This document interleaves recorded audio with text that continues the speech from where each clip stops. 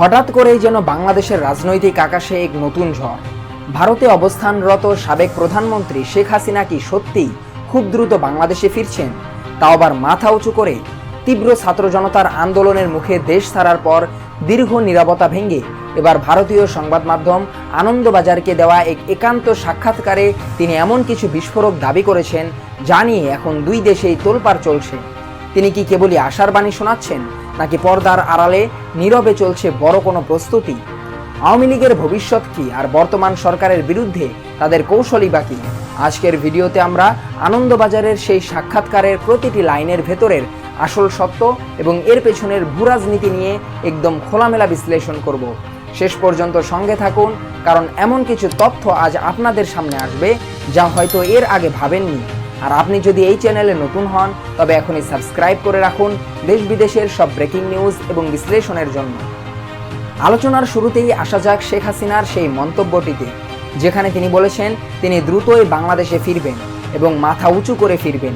কিন্তু প্রশ্ন হচ্ছে, বর্তমান রাজনৈতিক বাস্তবতায় এটা কতটা সম্ভব? শেখ হাসিনা তার সাক্ষাৎকারে অতীত ইতিহাসের দিকে ইঙ্গিত করেছেন। তিনি মনে করিয়ে দিয়েছেন যে অতীতেও তার উপর একাধিকবার গ্রেনেড হামলা ও হত্যার চেষ্টা করা হয়েছে, কিন্তু তাকে বা তার দলকে স্তব্ধ করা যায়নি। তিনি দাবি করছেন সৃষ্টিকর্তা তাকে বাঁচিয়ে রেখেছেন একটি বিশেষ উদ্দেশ্যে, আর তা হলো আবারও দেশে ফিরে গণতান্ত্রিক পরিবেশ পুনঃপ্রতিষ্ঠা করা।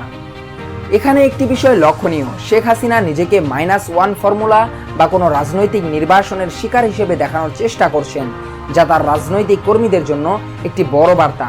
তিনি বোঝাতে চাচ্ছেন এবারের পরিস্থিতি যতই প্রতিকূল হোক না কেন, তিনি মচকে গেলেও ভেঙে পড়েননি। তবে বিশ্লেষকরা বলছেন মাঠ পর্যায়ের বাস্তব পরিস্থিতি এবং আইনি জটিলতা এড়িয়ে এই মাথা উঁচু করে ফেরার পথটা কতটা মসৃণ হবে তা সময়ই বলে দেবে। বর্তমান বাংলাদেশে সবচেয়ে বড় আলোচনার বিষয় আওয়ামী লীগের রাজনীতি নিষিদ্ধ হবে কিনা। এই প্রসঙ্গে আনন্দবাজারকে শেখ হাসিনা যে জবাব দিয়েছেন তা বেশ তাৎপর্যপূর্ণ। তিনি 1975 সালের 15ই আগস্টের প্রসঙ্গ টেনে বলেন, বঙ্গবন্ধুকে সপরিবারে হত্যার পর দলটিকে পুরোপুরি নিশ্চিহ্ন করার ছক কষা হয়েছিল, কিন্তু ইতিহাস সাক্ষী আওয়ামী লীগ ফিনিক্স পাখির মতো ধ্বংসস্তূপ থেকে আরও শক্তিশালী হয়ে ফিরে এসেছিল। সাক্ষাৎকারে তিনি দাবি করেন দেশে এখনও আওয়ামী লীগের বিপুল সংখ্যক সমর্থক ও নেতাকর্মী নিষ্ক্রিয় হয়ে যাননি, বরং তারা বর্তমান সরকারের বিরুদ্ধে ভেতরে ভেতরে সক্রিয় রয়েছেন। সবচেয়ে বড় বোমাটি তিনি ফাটিয়েছেন দলের পুনর্গঠন নিয়ে। শেখ হাসিনা স্পষ্ট ভাষায় বলেছেন দল আরও সুসংগঠিত হয়ে ফিরে আসবে এবং সেই প্রস্তুতি এখন নীরবে চলছে। অর্থাৎ জনসম্মুখে বড় কোনো আন্দোলন না দেখা গেলেও পর্দার আড়ালে কূটনৈতিক স্তরে এবং তৃণমূলের যোগাযোগ পুনরুজ্জীবিত করার একটি সুনির্দিষ্ট ব্লুপ্রিন্ট নিয়ে কাজ করছে দলটির হাইকমান্ড।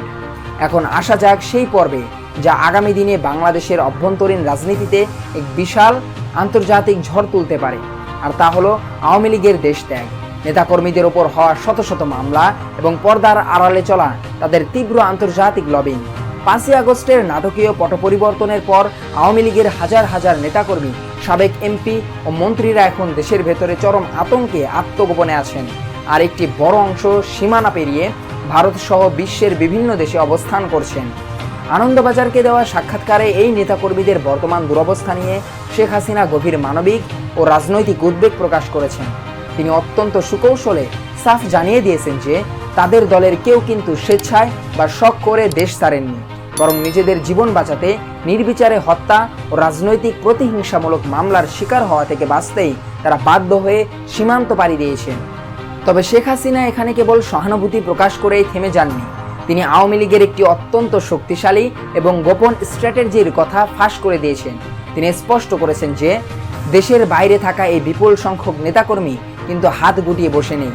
তারা এখন ইউরোপ, আমেরিকা এবং মধ্যপ্রাচ্যের বিভিন্ন প্রভাবশালী দেশের সরকার, জাতিসংঘ এবং অ্যামনেস্টি ইন্টারন্যাশনালের মতো বড় বড় আন্তর্জাতিক মানবাধিকার সংস্থাগুলোর কাছে বাংলাদেশের বর্তমান পরিস্থিতি, তাদের ঘরবাড়ি ভাঙচুর, নেতাকর্মীদের উপর হামলা মামলার সুনির্দিষ্ট নথিপত্র ও ভিডিও প্রমাণ তুলে ধরছেন।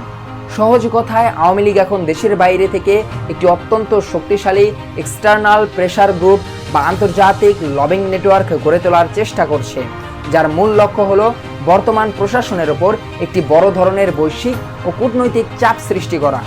রাজনৈতিক বিশ্লেষকরা বলছেন শেখ হাসিনার এই লবিংয়ের কৌশলটি অত্যন্ত গভীর। আন্তর্জাতিক অঙ্গনে নিজেদের ভিকটিম বা রাজনৈতিক নির্যাতনের শিকার হিসেবে প্রতিষ্ঠিত করে তারা বিশ্ব নেতাদের বোঝাতে চান যে বাংলাদেশে এখন কোনো গণতান্ত্রিক পরিবেশ বা আইনের শাসন নেই। বিশেষ করে জাতিসংঘের মানবাধিকার হাই কমিশনারের সাম্প্রতিক কিছু উদ্বেগজনক প্রতিবেদন এবং আন্তর্জাতিক মহলে বাংলাদেশের মানবাধিকার পরিস্থিতি নিয়ে ওঠা প্রশ্নগুলোকে আওয়ামী লীগের এই এক্সটার্নাল লবিং গ্রুপ নিজেদের পক্ষে ঢাল হিসেবে ব্যবহার করার চেষ্টা করছে। দেশের ভিতরে যেখানে দলটির রাজনৈতিকভাবে প্রকাশ্যে আসার কোনো সুযোগ নেই, সেখানে আন্তর্জাতিক মহলকে ব্যবহার করে বর্তমান সরকারকে কোণঠাসা করাই এখন তাদের প্রধান ভরসা। তারা পশ্চিমা দেশগুলোকে বোঝানোর চেষ্টা করছে যে আওয়ামী লীগকে মাইনাস করে বাংলাদেশে একটি দীর্ঘমেয়াদী স্থিতিশীলতা আনা অসম্ভব। তবে এই আন্তর্জাতিক লবিংয়ের বিপরীতে বর্তমান প্রশাসনও কিন্তু চুপচাপ বসে নেই। ঢাকার পক্ষ থেকেও বিশ্বমঞ্চে স্পষ্ট বার্তা দেওয়া হচ্ছে যে বিগত সরকারের সময় ঘটে যাওয়া দুর্নীতি, অর্থ পাচার এবং জুলাই আগস্টের গণহত্যার বিচার নিশ্চিত করতেই এই আইনি প্রক্রিয়াগুলো চালানো হচ্ছে, যা কোনো রাজনৈতিক প্রতিহিংসা নয়। কিন্তু শেখ হাসিনার এই সাক্ষাৎকারের পর এটি পরিষ্কার যে বাংলাদেশের রাজনৈতিক যুদ্ধটা এখন আর শুধু ঢাকার রাজপথে সীমাবদ্ধ নেই। এটি এখন ওয়াশিংটন, লন্ডন আর জেনেভার কূটনৈতিক টেবিলে এক বিশাল লবিংয়ের লড়াইয়ের রূপ নিয়েছে, যা আগামী দিনে বাংলাদেশের আন্তর্জাতিক সম্পর্ক এবং ভূরাজনীতিতে বড় ধরনের মোড় এনে দিতে পারে। এবার আসা যাক সবচেয়ে শক্তিশালী এবং সংবেদনশীল আন্তর্জাতিক মহলে সবচেয়ে আলোচিত অধ্যায়ে, যা হলো ভারত বাংলাদেশ সম্পর্ক এবং এই সম্পর্কের ভবিষ্যৎ। শেখ হাসিনা এবং আওয়ামী লীগের বিরুদ্ধে বছরের পর বছর ধরে সবচেয়ে বড় যে রাজনৈতিক অভিযোগটি বিরোধী দলগুলো করে আসছে তা হলো তারা চরম মাত্রায় ভারতপন্থী এবং তারা ক্ষমতায় থাকার জন্য দেশের স্বার্থে ভারতের কাছে পুরোপুরি বিকিয়ে দিচ্ছে। আনন্দবাজার এবং আন্তর্জাতিক গণমাধ্যমের মুখোমুখি হয়ে শেখ হাসিনা এই চিরন্তন অভিযোগের বিরুদ্ধে এবার একেবারে যুদ্ধংদেহী মনোভাব নিয়ে তীব্র প্রতিবাদ জানিয়েছেন। তিনি সরাসরি চ্যালেঞ্জ ছুড়ে দিয়েছেন বলে তার দীর্ঘ ১.৫ দশকের শাসনামলে দেশের সার্বভৌমত্ব ক্ষুণ্ণ করে বা দেশের স্বার্থ বিরোধী কোনো চুক্তি করা হয়েছে এমন একটি প্রমাণও কি কেউ দেখাতে পেরেছে? উল্টো তিনি তার মেয়াদের কিছু ঐতিহাসিক এবং বড় বড় কূটনৈতিক সাফল্যকে ঢাল হিসেবে সামনে এনেছেন। তিনি মনে করিয়ে দেন ১৯৯৬ সালের ঐতিহাসিক গঙ্গা পানি চুক্তি, যা দীর্ঘদিনের অমীমাংসিত তিস্তার পানির হিস্সা এবং গঙ্গার পানি বন্টনের সমস্যার একটি আইনি সমাধান এনেছিল। এরপর তিনি আন্তর্জাতিক আদালতে ভারতের বিরুদ্ধে আইনি লড়াই করে বিশাল সমুদ্র সীমা অর্জন এবং ছিটমহল বিনিময়ের মাধ্যমে স্থল সীমান্ত চুক্তির মতো জটিল বিষয়গুলো তুলে ধরেন। শেখ হাসিনার স্পষ্ট যুক্তি হলো ভারতের সাথে ছিটমহল বিনিময় কিংবা সমুদ্র সীমা জয়ের মতো ঘটনাগুলো প্রমাণ করে যে আওয়ামী লীগ সবসময় টেবিলের ওপারে থাকা পরাশক্তি ভারতের চোখ রেখে দেশের দেশপ্রেম এবং জাতীয় স্বার্থকে সবার আগে অগ্রাধিকার দিয়েছে। তিনি দাবি করছেন দিল্লির সঙ্গে তার সম্পর্ক ছিল পারস্পরিক সম্মানের এবং সমমর্যাদার, কোনো একতরফা আপোষের নয়। আনন্দবাজারের এই দীর্ঘ সাক্ষাৎকারে শেখ হাসিনা মূলত ৩টি বার্তা দিয়েছেন। প্রথমত, তিনি হাল ছাড়েননি। দ্বিতীয়ত, আওয়ামী লীগ নীরবে ঘুরে দাঁড়ানোর প্রস্তুতি নিচ্ছে। এবং তৃতীয়ত, ভারতের সঙ্গে তাদের সম্পর্ক এখনো গভীর।